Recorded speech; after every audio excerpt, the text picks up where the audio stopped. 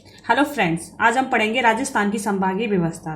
राजस्थान के जो संभागीय व्यवस्था पॉइंट है वो आरपीएससी के हर एग्जाम की दृष्टिकोण से बहुत बहुत ज़्यादा इम्पोर्टेंट है। तो आप इस वीडियो को जरूर ध्यान से देखें। ठीक है। राजस्थानी संभागीय व्यवस्था 30 मार्च 1949 को इस व्यवस्था का प्रारंभ हुआ था। और जिस समय ये व्यवस्था प्रारंभ हुई थी उस समय इसमें 5 संभाग थे। ठीक है फ्रेंड्स, ये क्वेश्चन आ जाएगा कब प्रारंभ हुई थी। 30 मार्च 1949 को। संभाग कितने थे? 5 संभाग थे। अब 5 संभाग कौन कौन थे? एक था बीकानेर, जयपुर, कोटा, उदयपुर और जोधपुर। ये उस समय 5 संभाग थे। बीकानेर संभाग के अंतर्गत कौन कौन से जिले आते हैं? देखिए आप, बीकानेर में आते हैं गंगानगर, हनुमानगढ़।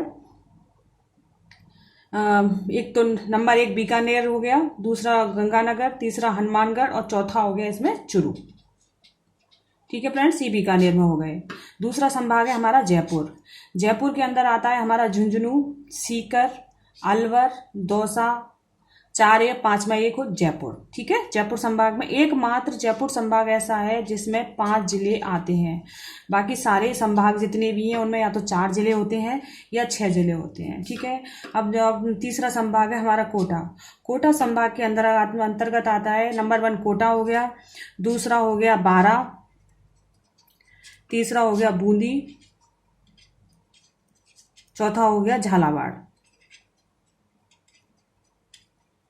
यानी कोटा संभाग के अंतर्गत हमारे कितने जिले आते हैं? 4 जिले आते हैं।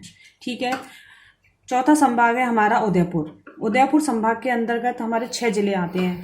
नंबर 1 उदयपुर, दूसरे नंबर पर है राजसमंद, तीसरा चित्तौड़गढ़, चौथा प्रतापगढ़, 5वां बांसवाड़ा और 6वां हमारा डूंगरपुर। अब ये हमारा 5वां संभाग है जोधपुर। जोधपुर जो संभाग है उसके अंदर आते हैं नंबर 1 जोधपुर, दूसरा जैसलमेर, तीसरा बाड़मेर, चौथा जालौर, 5वां सिरोही और 6वां ये हमारा पाली। ठीक है। जो इसके नीचे और जो आसपास के जो जोधपुर संभाग में आते हैं। हमारा 6वां संभाग बना था अजमेर, जो कि नवंबर 1956 ईस्वी में अजमेर हमारा 6वां संभाग बना था। अजमेर में कौन कौन से आते हैं ये देखिए आप। अजमेर संभाग में आता है, नीचे इसमें भीलवाड़ा आ गया, इधर हमारा टोंक आ गया और ये हमारा इधर आ गया हमारा नागौर। और चौथा जिला हमारा अजमेर है ही है। तो अजमेर के अंदर अजमेर संभाग में 4 जिले हो गए। ठीक है। और हमारा जो 7वां संभाग बना था वो बना था हमारा भरतपुर। ठीक है फ्रेंड्स, इससे पहले हम जानते हैं कि 1962 ईस्वी में मोहनलाल सुखाड़िया ने इस व्यवस्था को, जब हमारा 6वां संभाग अजमेर बना था ना, उसके बाद उन्होंने इस व्यवस्था को समाप्त कर दिया। 26 जनवरी 1987 को जब हरिदेव जोशी की जो सरकार आती है उसने इस संभागीय व्यवस्था को पुनः प्रारंभ किया था। अभी क्वेश्चन आ जाता है कि संभागीय व्यवस्था को किसने समाप्त किया, तो उनका नाम है मोहनलाल सुखाड़िया। कब किया था? 1962 ईस्वी में किया था। इसको पुनः प्रारंभ किसने किया? हरदेव जोशी ने किया। कब किया? 26 जनवरी 1987 को किया था। ठीक है फ्रेंड्स, अब हम इस संभाग के बारे में विस्तार से जानते हैं कि इनमें क्या क्या पॉइंट है। जयपुर संभाग।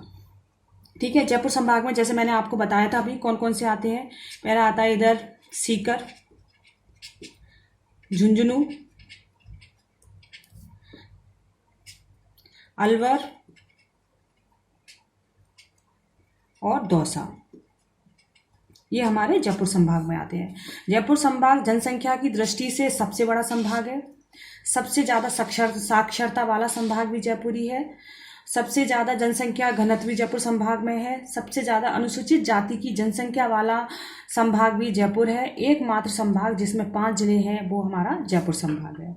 अब है जोधपुर। जोधपुर संभाग है उसमें 6 जिले हैं। पहला क्वेश्चन ये आ जाता है कितने जिले हैं? 6। और कौन कौन से हैं? नंबर 1 जोधपुर, 2 पे जैसलमेर, तीसरा नंबर है बाड़मेर, जालौर,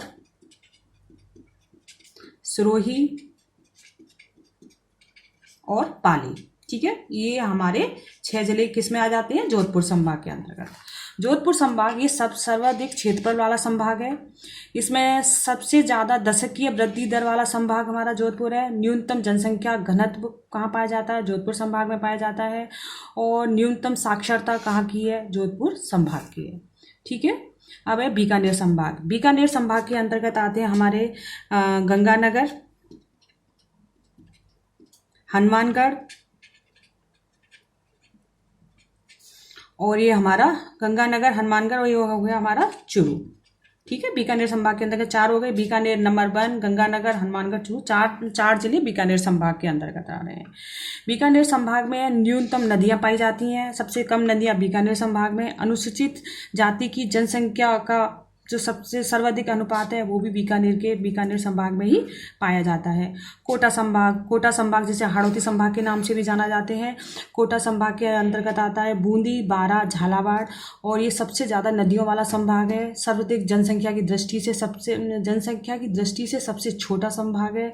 सबसे बड़ा संभाग कौन सा था? जयपुर था। सबसे छोटा संभाग कोटा है। ठीक है। और इससे पहले बीकानेर था, लेकिन अभी वर्तमान में कोटा हमारा सबसे छोटा संभाग है जनसंख्या की दृष्टि से। भरतपुर संभाग के अंतर्गत आ जाते हैं हमारा। भरतपुर संभाग सबसे नवीनतम संभाग है। इस संभाग की स्थापना 4 जून 2005 को उस पूर्व मुख्यमंत्री वसुंधरा राजे के द्वारा की गई थी। क्षेत्रफल की दृष्टि से सबसे छोटा संभाग है भरतपुर, और सबसे कम लिंगानुपात वाला संभाग भी हमारा भरतपुर है। ठीक है। और भरतपुर संभाग के अंतर्गत आते हैं अलवर। भरतपुर संभाग में आते हैं हमारे नंबर 1 भरतपुर, धौलपुर, करौली और सवाई माधोपुर। ये 4 जिले हमारे भरतपुर संभाग में आ जाते हैं। अजमेर संभाग ये केंद्रीय स्थिति वाला संभाग है, सबसे सेंटर में स्थित है। सभी संभागों की सीमाओं को स्पर्श करने वाला संभाग कौन सा है? वो भी हमारा अजमेर संभाग है। उदयपुर संभाग इसमें सबसे ज़्यादा सर्वाधिक लिंगानुपात यहाँ का ही है। अनुसूचित जनजाति वाला संभाग कौन सा है? उदयपुर है। सबसे ज़्यादा कार्यशील वाली जनसंख्या कहाँ की है? उदयपुर संभाग की है। ठीक है फ्रेंड्स। अजमेर संभाग के अंतर्गत कौन से जिले आते हैं वो आपको मैं पुनः बताती हूँ। नंबर 1 भीलवाड़ा आता है इसमें, टोंक, और ये नागौर और अजमेर। ठीक है। अजमेर संभाग के अंतर्गत 4 हो गए। उदयपुर संभाग के अंतर्गत नंबर 1 उदयपुर तो है ही है। फिर है यहाँ राजसमंद, डूंगरपुर, बांसवाड़ा, प्रतापगढ़ और चित्तौड़गढ़। ठीक है फ्रेंड्स।